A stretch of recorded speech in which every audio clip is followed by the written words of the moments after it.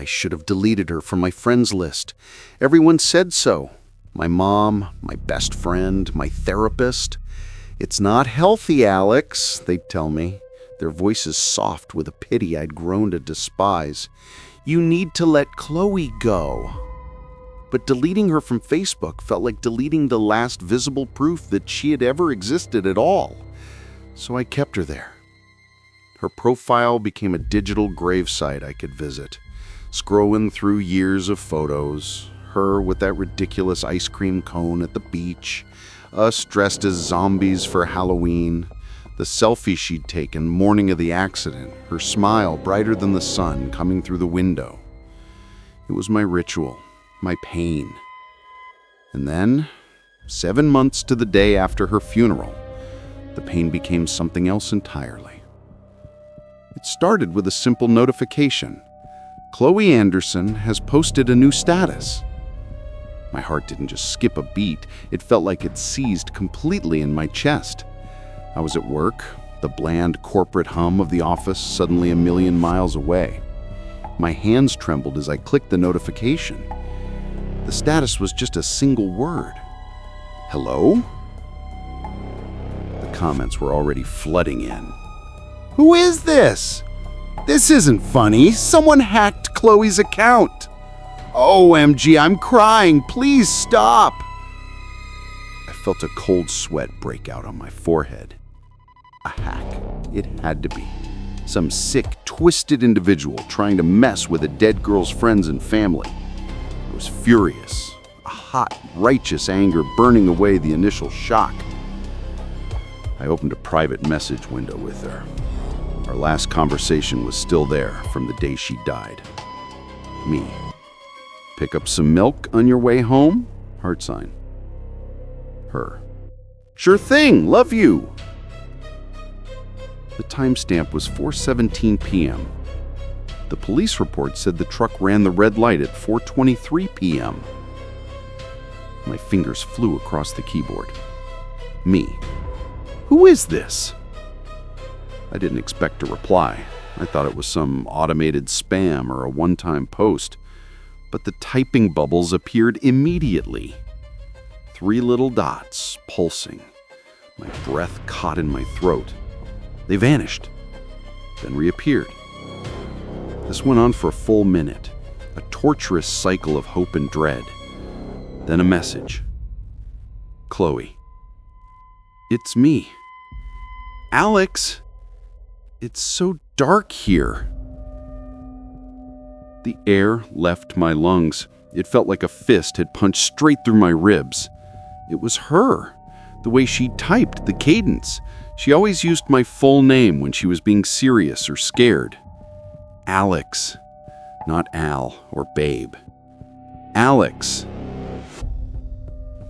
Me. This isn't funny. Chloe is gone. If you're someone she knew, please, I'm begging you, stop. Chloe. I'm not gone. I'm just lost. It's so cold, Alex, and I can hear whispers. I slammed my laptop shut. My hands were shaking so badly I could barely do it. I told my boss I was sick and drove home in a daze, the world outside the windshield seeming unreal, like a poorly rendered video game. I spent the night drinking, trying to numb the impossible reality of it. It was a hack. A cruel, sophisticated hack. Maybe someone had used one of those AI programs that mimic writing styles. It had to be that. The next morning, hungover and raw, I found myself opening the message thread again. There was a new message sent at 3:07 a.m. Chloe. You used to tell me I was your lighthouse, remember? That night at Point Reyes when we got caught in the fog? You said you'd always find me if I was lost. I recoiled from the screen. Point Reyes? We'd never told anyone about that. It was one of our secret stories. A stupid, intimate moment that belonged only to us. We'd gotten separated for 10 minutes in the dense, rolling fog. And when we found each other, we held on so tight. I'd whispered that into her hair, that she was my lighthouse. How could a hacker know that? How could anyone know that? The messages became a daily torment. She'd talk about things only we knew. The time I tried to cook her anniversary dinner and set off the fire alarm. The name of the stray cat we'd feed behind the old apartment, Mr. Sprinkles. The song that was playing on the radio during our first kiss.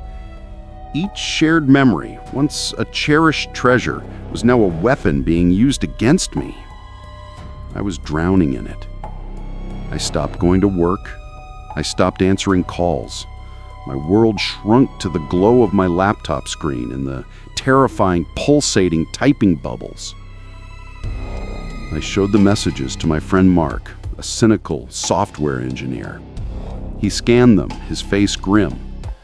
It's a grief vampire, Alex. Some pathetic loser who mined all this info from her public posts, your posts, maybe even hacked your email. They're feeding on your reaction. He put a hand on my shoulder. You have to block the account. Now. It made sense. It was the only thing that logically made sense. But logic had stopped holding any power over me. That night, I finally typed what I'd been too afraid to ask. Me. If it's really you, how? How are you doing this? The reply was instant. The signal is weak. It comes and goes. I think it's because you're still listening. Everyone else is trying to forget. You're the only one who remembers the real me. You're my anchor. Me. Where are you? Chloe.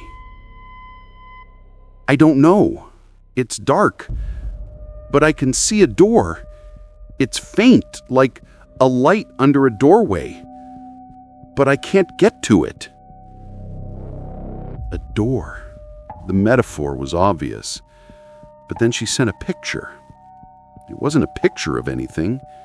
It was just a black image, pitch black. But when I looked at it, full screened on my monitor in my dark room, I felt a profound primal sense of dread. It wasn't the black of a missing image. It was a black that fell deep, a void that seemed to stare back. And if I focused, I could almost hear the faintest sound of static whispers just at the edge of my hearing. I ripped my headphones off. This was the climax of my madness. I was no longer a grieving boyfriend. I was an explorer of some terrible, uncharted frontier between life and death. I spent days researching mediums, electronic voice phenomena, the concept of digital ghosts. I was sleep-deprived, surviving on coffee in desperation. The messages continued, becoming more frantic. The whispers are louder. They're angry. They know I'm talking to you. Alex, the door is getting brighter. I think I can see a keyhole. I'm scared. What's on the other side? I became obsessed with the door. What if it was a metaphor for something real? What if I could open it? The thought was insane, but no more insane than my dead girlfriend messaging me on Facebook. I started dreaming about it, a plain white door standing alone in an infinite darkness. The end began with a simple message, one that filled me with a terrifying, hopeful dread. Chloe, I think I can come through, but I need you to do something for me. I need you to remember me exactly as I was, at my happiest. Remember the lighthouse. Be my lighthouse, Alex. Shine for me.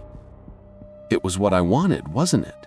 To have her back, to undo the terrible wrong of that truck, that red light. Tears streamed down my face as I closed my eyes and thought of her. Not the broken body in the casket, but the living, breathing Chloe. Her laugh, the way she'd snort when she found something really funny. The feel of her hand in mine. The smell of her shampoo. I poured every ounce of my love, my grief, my memory into that thought. I was the lighthouse, and I was shining its beam into the terrifying dark for her. My computer screen began to flicker. The lights in my apartment dimmed. A low hum filled the air, vibrating in my teeth. The typing bubbles were going crazy, morphing, glitching. And then, they stopped. The screen went black for a full 10 seconds. My heart was a hammer against my ribs. The screen flashed back on. The message window was gone. In its place was her profile picture, that last smiling selfie. But it was different. The smile was still there, but it was wrong, stretched. Her eyes, which had been full of life, were now dark, hollow pits. And in the reflection of her pupils, in the tiny, pixelated reflection, I could see something. I leaned in, my face inches from the monitor. I squinted. It was me. I was reflected in her eyes. I was sitting at my computer, just as I was now.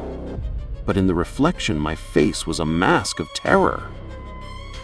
A new browser tab opened by itself. It was my webcam feed. I was staring at the live view of myself, sitting in my dark room.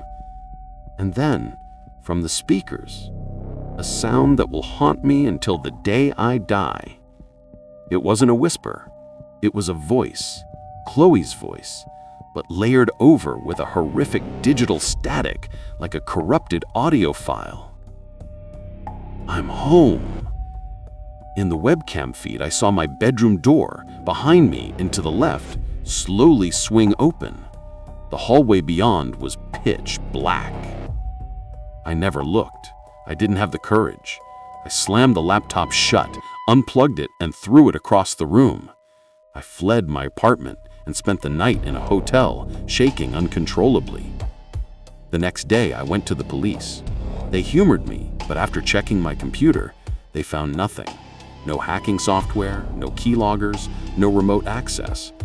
Grief does strange things to the mind, son, the older officer said gently. I moved apartments. I got a new phone, a new email, a new laptop. I never rejoined Facebook. I tried to rebuild, to convince myself it was an elaborate, terrifying hallucination born of profound grief. But sometimes, on the edge of sleep, my phone will light up with a notification for no reason. Or my laptop will chime, the sound of a new message in an email account I never set up. And I'll remember the final, horrible truth of those messages. She said she was lost in the dark, and I, like a fool, shone a light to guide her home. But I never stopped to consider what else might be lurking in that darkness, watching the light, waiting for a door to open. I wanted a sign from the afterlife, and I got one. I just didn't understand that the dead aren't the only things waiting on the other side.